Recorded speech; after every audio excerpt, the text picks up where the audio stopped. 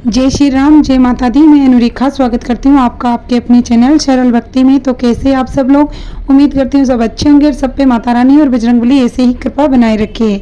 आषाढ़ मास के गुप्त नवरात्रि शुरू होने वाली है, तो इसी नवरात्रि पे के ऐसे कौन से काम हैं जिन्हें हमें नहीं करना चाहिए और क्या हम करें जिससे माता रानी का पूर्ण हमें आशीर्वाद मिले, तो इसी विषय पे इस वीडियो में बात करेंगे। तो चलिए वीडियो की शुरुआत करते हैं। 6 जुलाई से गुप्त नवरात्रि आरंभ होने जा रही है। ज्योतिष मान्यताओं के अनुसार गुप्त नवरात्रि तंत्र से साधना के लिए उपयुक्त मानी गई है, पर इस नवरात्रि में आम श्रद्धालु भी पूजा अर्चन करके माता रानी का आशीर्वाद उनकी कृपा प्राप्त कर सकते हैं। ये गुप्त नवरात्रि 6 जुलाई से आरंभ होकर 15 जुलाई तक रहेगी। इस गुप्त नवरात्रि में 9 दिन तक 10 महाविद्याओं का पूजन किया जाता है। ये 10 महाविद्याओं को समर्पित है। इसमें माँ काली, माँ तारा, माँ त्रिपुर सुंदरी, माँ भुवनेश्वरी, माँ छिन्नमस्ता, माँ त्रिपुर भैरवी, माँ घुमावती, माँ बंगलामुखी, माँ मातंगी और माँ कमला है।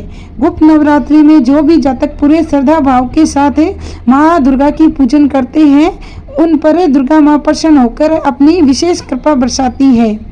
मान्यताओं के अनुसार ये तंत्र मंत्र की सिद्धि के लिए गुप्त नवरात्रि के समय की गई साधना शीघ्र फलदायी होती है। ज्योतिषियों ने बताया कि वर्ष में 2 ही गुप्त नवरात्रि आती है, 2 प्रकट्य नवरात्रि होती है। गुप्त तरह की साधना करने के लिए अति श्रेष्ठ मानी गई है गुप्त नवरात्रि।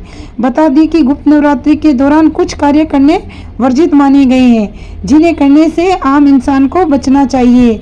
आज इसी वीडियो में इसी बारे में बात करेंगे।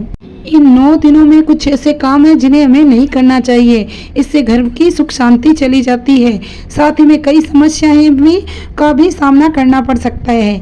तो चलिए जान लेते हैं वो कौन कौन से ऐसे काम हैं जिन्हें हमें करने से बचना चाहिए।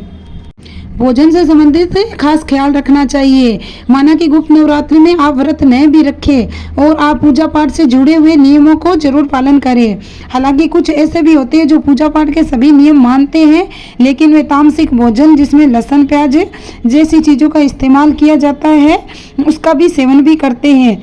नवरात्रि के दौरान पूर्ण रूप से सात्विक भोजन ही खाना चाहिए, क्योंकि ऐसा भोजन माता रानी को बहुत प्रिय होता है, सात्विक भोजन। साथ ही गुप्त नवरात्रि के दौरान अन्न और साधारण नमक को भी नहीं खाना चाहिए।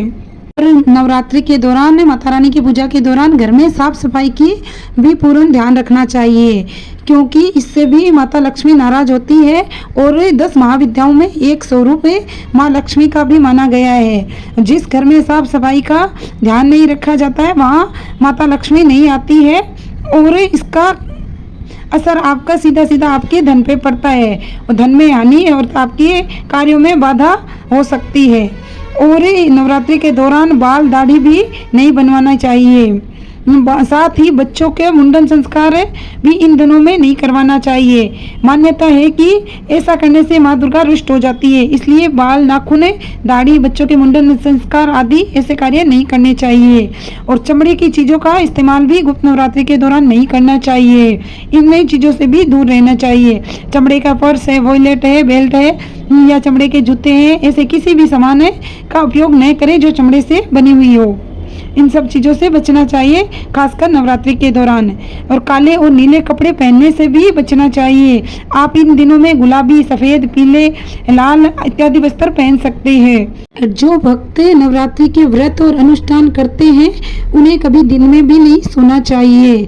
दिन में सोने से भी व्रत खंडित माना जाता है। और किसी व्यक्ति को अपशब्द का प्रयोग भी नहीं करना चाहिए। और देवी की आराधना की इस पर्व पर महिलाओं का अपमान तो खासकर बिल्कुल नहीं करना चाहिए। शांति, श्रद्धा व प्रेम के साथ की गई पूजा को ही माँ स्वीकार करती है, इसलिए मन में सात्विकता का भाव बनाकर रखना चाहिए। द्वेष, छल, कपट से दूर रहे। वहीं गुप्त नवरात्रि में तांत्रिक पूजा की जाती है, इसलिए ये नवरात्रि तंत्र मंत्र के लिए मानी जाती है। और जो लोग गलत मकसद के लिए तंत्र मंत्र का प्रयोग करते हैं उनसे मेल जोल भी नहीं रखना चाहिए।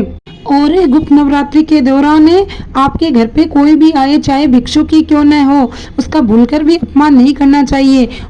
उसे यथासंभव दान दक्षिणा देकर उसको आदर सहित विदा करना चाहिए। जो लोग निर्धन असहायों को सताते हैं, उनका अपमान करते हैं, उन पे भी माता रानी उन्हें दंड देती है और क्रोधित होती है, उनके काम कभी सफल नहीं होते हैं। और इस नवरात्रि में आप माता रानी का अनुष्ठान और व्रत कर रहे हो तो आपको पलंग पे भी नहीं सोना चाहिए, जमीन पे आसन लगा के रात को शयन करना चाहिए। और यदि आपने घर में कलश की स्थापना की है तो घर पे कभी भी ताला नहीं लगाना चाहिए, क्योंकि माँ आदि शक्ति इन 9 दिनों में आपके घर में निवास करती है, इसलिए कभी भी घर पे ताला लगाकर बाहर नहीं जाना चाहिए। उम्मीद करती हूँ मेरे द्वारा दी गई जानकारी आपके काम आएगी। और अगर आपने वीडियो अच्छी लगी हो तो वीडियो को लाइक ज़रूर करें। आपने अभी तक चैनल को सब्सक्राइब नहीं किया हो तो सब्सक्राइब ज़रूर कर ले, ताकि ऐसे वीडियो मैं आपके लिए समय समय पे लाती रहूँगी। जय श्री राम, जय माता दी।